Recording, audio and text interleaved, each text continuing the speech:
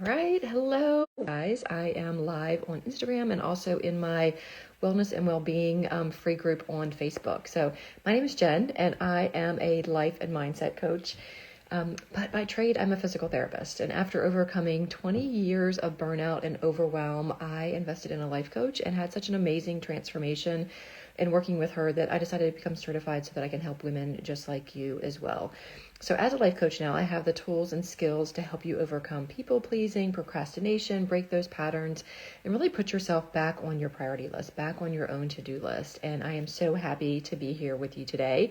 So we're going to talk about how overall physical wellness can help you with your anxiety. I will tell you that anxiety, I feel like it is such a buzzword right now with my mastermind group, with my one-on-one coaches, and also with the ladies that are in my Facebook free group. When I ask them as they join the group, like, what is their biggest struggle right now?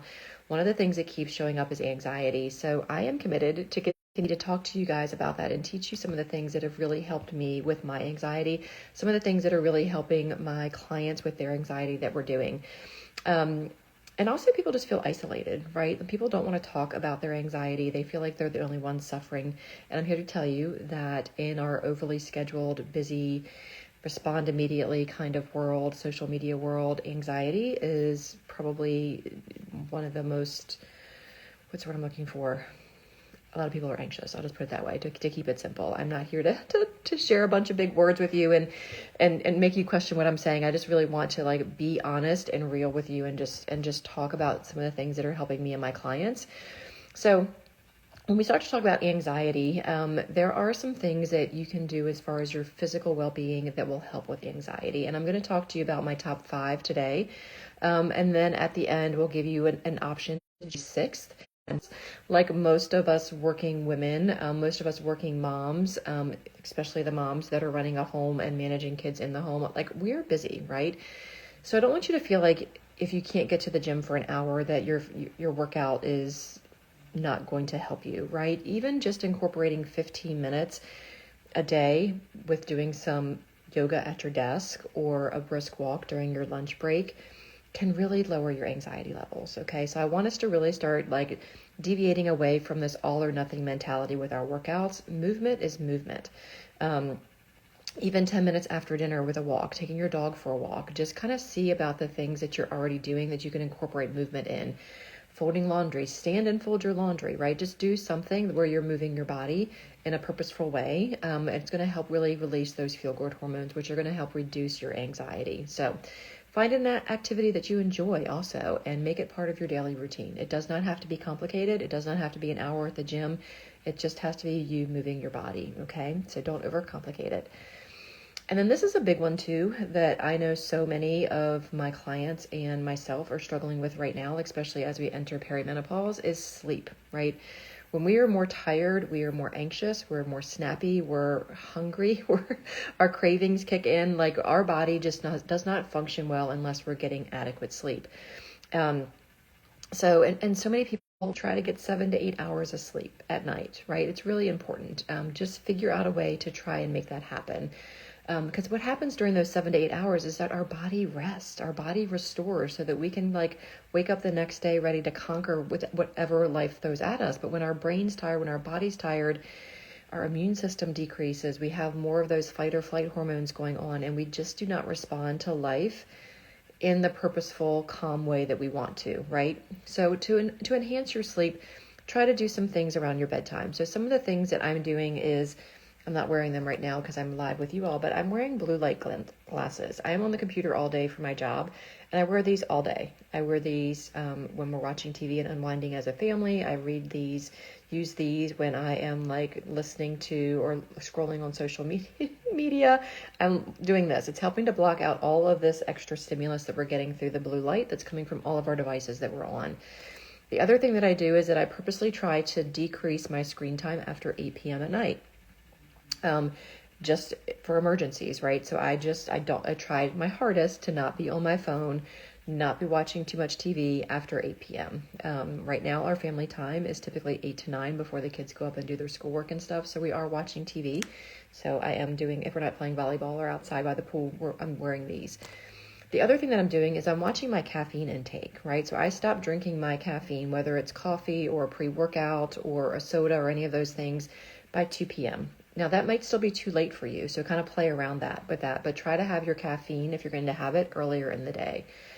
Some other things that you can do to kind of unwind is meditate. I fall asleep to a meditation every single evening. I get this wonderful headband, Bluetooth headband that has the speakers built into the headband that I fall asleep to a meditation, and that really helps my mind and my body unwind. It's very inexpensive. It's on Amazon. But some other things that you might want to do is reading. Okay, I would encourage you to try not to read on your device unless it has blue light blocking and you're doing this. Okay, try to read a book.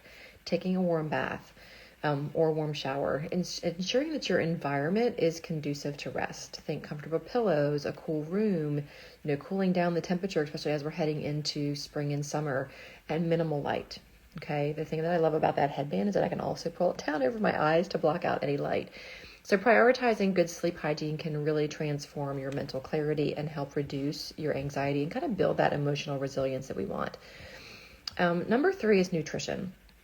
And again, nutrition is key, right? It's fuel for our body and our brains. Anxiety can be amplified by what we eat. So it's important to really nourish our bodies with foods that stabilize our moods. It's like salmon and walnuts, antioxidants that are found in like your berries and dark chocolate. Thank goodness berries are coming into season for us as spring and summer enter here right now.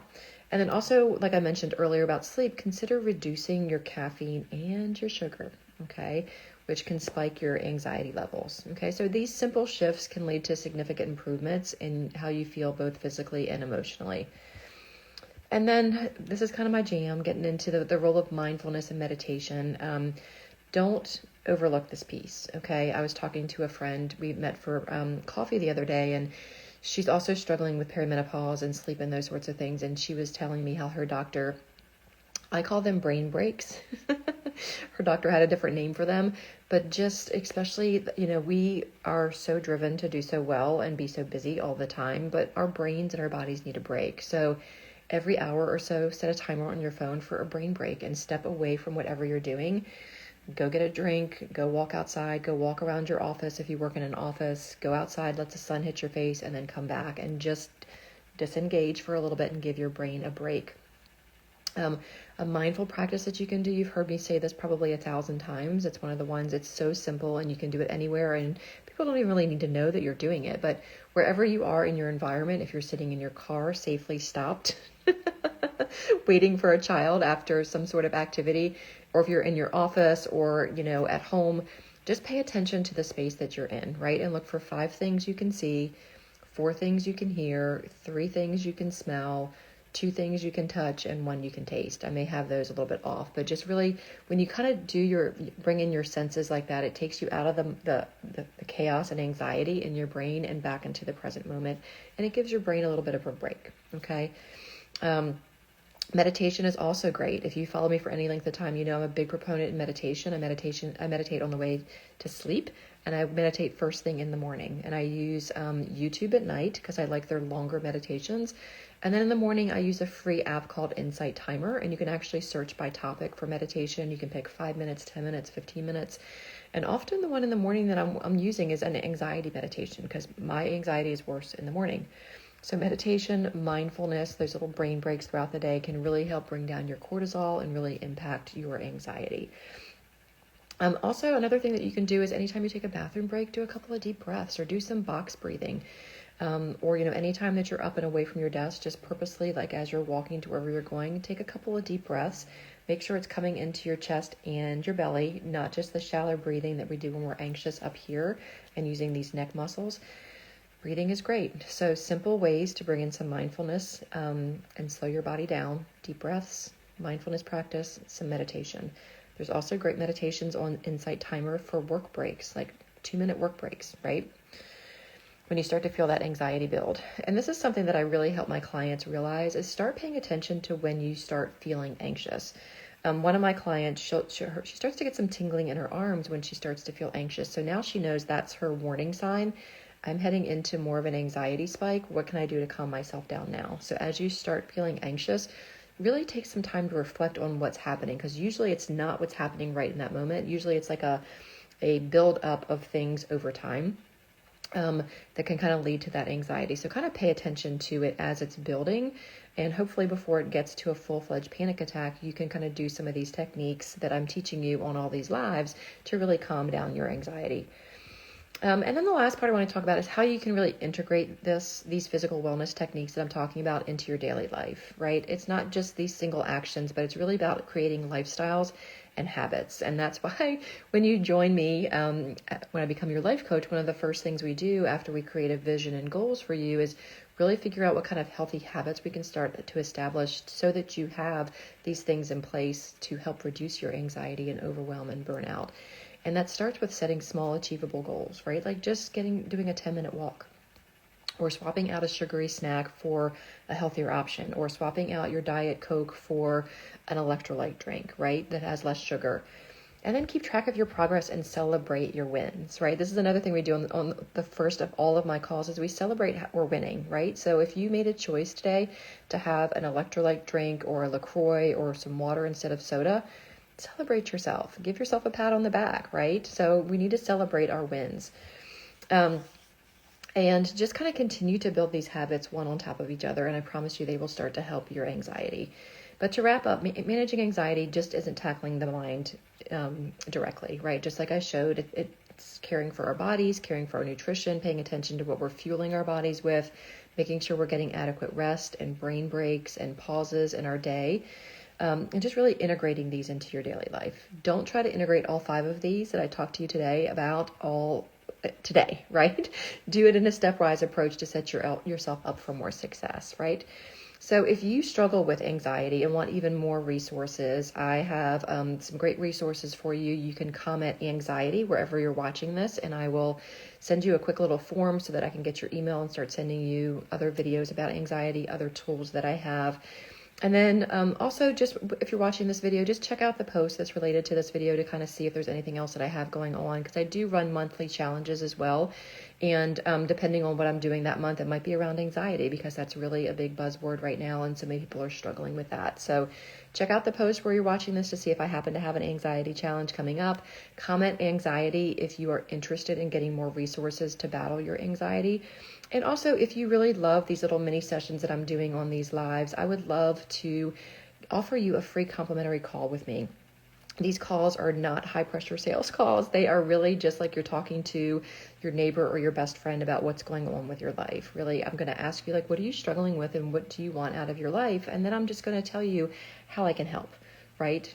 And then we'll get some clarity on if you want to move forward working with me, or if you're going to continue to use the free resources that I offer. Or maybe there's other things that we discuss together and come to a great decision together to help, because that's what I do as a life coach, is help people make decisions and get clarity, and just move forward. So when I offer these calls, I want you to know that there is no pressure. There is no, like, I am not pressuring you into signing up with me. I'm not going to guilt trip you into signing up with me. I really just connect with my clients and my potential clients on the phone, figure out what they're struggling with, offer them some resources that I have and how we could potentially work together. No pressure at all. So I hope you're enjoying these lives. I go live every Wednesday at 10:30 a.m. Eastern Standard Time here on Instagram and also in my Facebook group. And these also get emailed out to my newsletter. So I'm really excited. If there's other topics that you want to hear me speak about, please, please, please just drop them in the comments or send me an email, or however we might be connected, because I would love to be able to serve you in that way and provide some great